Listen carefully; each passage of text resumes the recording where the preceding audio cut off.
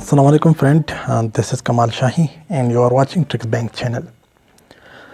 आप सब लोगों को पता है कि ट्रिक्स बैंक चैनल पर डेली बेसिस पर मैं एपीएससी लेवल पे ईटा वालों के लिए, एमडीकेट वालों के लिए और यूएचएस वालों के लिए बहुत सारे इंपॉर्टेंट और हेल्पफुल शॉर्टकट्स अपलोड करता हूं।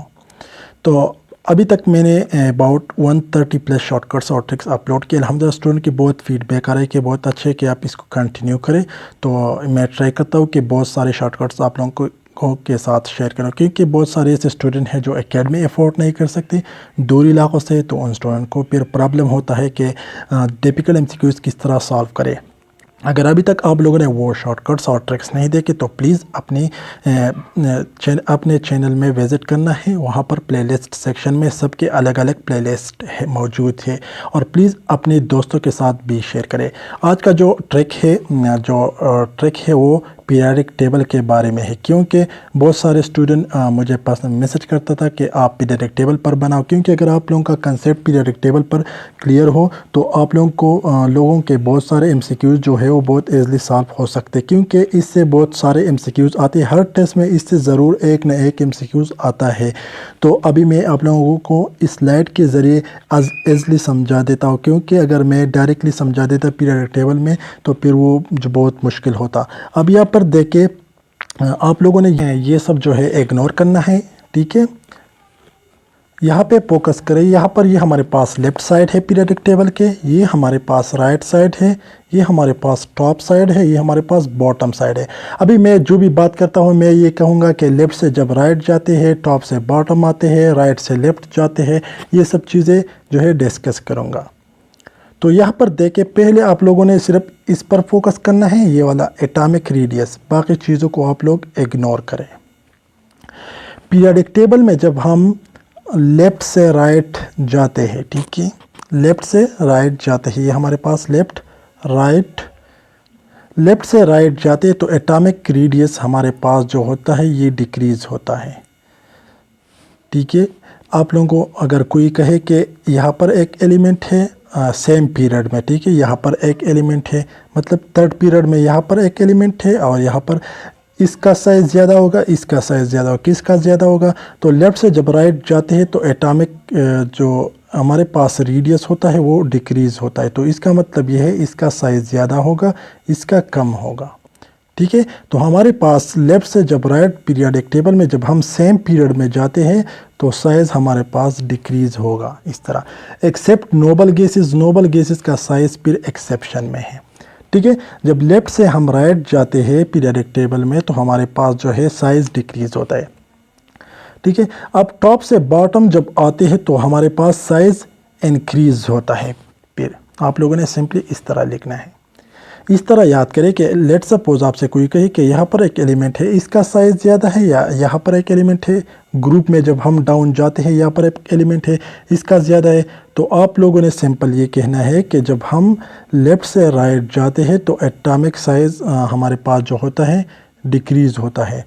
टॉप से जब बॉटम हम आते हैं तो एटॉमिक साइज़ हमारे पास इंक्रीज़ होता है। यहाँ पर उन लोगों ने राइट से लेफ़्ट की तरफ गए तो इसका मतलब एटॉमिक साइज़ राइट से लेफ़्ट की तरफ इंक्रीज़ होता है, टॉप से बॉटम इंक्रीज़ होता है। यहाँ पर इन लोगों ने सिर्फ इंक्रीज़ का शो किया है, ठीक है। यहाँ पर इसका मतलब है ये एरो जिस साइड हो तो इसका मतलब इंक्रीज़, ठीक है, इंक्रीज़। तो टॉप से जब बॉटम की तरफ आते हैं साइज़ इंक्रीज़ होता है, राइट से लेफ़्ट की तरफ आते हैं साइज़ इंक्रीज़ होता है। तो दूसरे के लिए आप उलट ले, ठीक है। बॉटम से ऊपर जाते हैं साइज़ डिक्रीज़ होता है, लेफ़्ट से राइट साइज़ डिक्रीज़ होता है। अब एटॉमिक रेडियस की बात तो हो गई, अब आते हैं इलेक्ट्रॉन अफिनिटी की तरफ, आयनाइजेशन एनर्जी की तरफ, ठीक है। आयनाइजेशन एनर्जी यहाँ पर देखिए। अब पीरियडिक टेबल में जब हम लेफ़्ट से राइट की तरफ जाते हैं तो आयनाइजेशन एनर्जी इंक्रीज़ होगा। क्या होगा? लेफ़्ट से राइट जब हम जाते हैं तो आयनाइजेशन एनर्जी इंक्रीज़ होगा। लेट्स सपोज एमसीक्यूज़ इस तरह आ जाए कि ये थर्ड पीरियड है, थर्ड पीरियड में यहाँ पर सोडियम है हमारे पास, यहाँ पर मैग्नीशियम है, तो यहाँ पर और एलिमेंट है और है। तो आप लोगों से पूछे कि सोडियम का जो आयनाइजेशन एनर्जी ज़्यादा हो गया, यहाँ पर एक एलिमेंट गिवन हो उसका जो है आयनाइजेशन एनर्जी ज़्यादा होगा। तो आप लोगों ने ये सोचना है कि ये तीनों एक पीरियड में हैं। जब लेफ़्ट से जब हम राइट जाते हैं तो आयनाइजेशन एनर्जी हमारे पास इंक्रीज़ होता है। आप लोगों ने इस कंसेप्ट पर याद करना है। तो यहाँ पर राइट साइड पर जो एलिमेंट होगा इसका आयनाइजेशन एनर्जी ज़्यादा होगा। एक्सेप्शन कुछ है इसमें, ग्रुप सेकंड और थर्ड के बीच एक्सेप्शन है और 5 और 6 के बीच है। बाकी जो है सेम रूल है। लेफ़्ट से जब राइट जाते हैं तो आयनाइजेशन एनर्जी इंक्रीज़ होगा। बस आप लोगों ने ये याद करना है कि जब लेफ़्ट से राइट जाते हैं हम, आयनाइजेशन एनर्जी हमारे पास क्या होगा, इंक्रीज़ होगा। तो आयनाइजेशन एनर्जी जब भी इंक्रीज़ होगा तो हमारे पास इलेक्ट्रॉन अफिनिटी भी इंक्रीज़ होगा। ठीक है, इलेक्ट्रॉन अफिनिटी जब भी इंक्रीज़ होगी तो हमारे पास इलेक्ट्रोनेगेटिविटी भी इंक्रीज़ होगा। तो ये तीनों डायरेक्टली रिलेटेड है। जब भी आप लोगों के पास एमसीक्यूज़ आ जाए, आप लोगों ने सिंपल एक को याद करना है। जब आप लोग इस एक को याद करें कि लेट्स सपोज आयनाइजेशन एनर्जी जिसका ज़्यादा हो तो इसका इलेक्ट्रॉन अफिनिटी भी ज़्यादा होगा। जब इलेक्ट्रॉन अफिनिटी ज़्यादा हो, इलेक्ट्रोनेगेटिविटी उसका भी ज़्यादा होगा। तो आप लोगों ने ये याद करना है, ये बहुत ही ईजी है, बहुत ही इंपॉर्टेंट है। इससे टेस्ट में एमसीक्यूज़ आते हैं कि लेफ्ट से जब राइट जाते हैं electron affinity, ionisation energy, electronegativity हमारे पास इंक्रीज़ होता है। एक्सेप्शन होते हैं लेकिन आप लोगों ने जनरली याद करना है।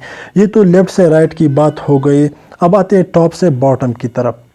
पीरियोडिक टेबल में जब हम टॉप से बॉटम की तरफ आते हैं तो आयनाइजेशन एनर्जी हमारे पास जो है ये डिक्रीज़ होता है। क्या होता है, टॉप से बॉटम की तरफ जब हम आते हैं तो आयनाइजेशन एनर्जी हमारे पास डिक्रीज़ होता है। जब आयनाइजेशन एनर्जी डिक्रीज़ होता है, इलेक्ट्रॉन अफिनिटी भी डिक्रीज़ होते हैं, इलेक्ट्रोनेगेटिविटी भी हमारे पास डिक्रीज़ होती है। तो ये तीनों हमारे पास क्या है, रिलेटेड है।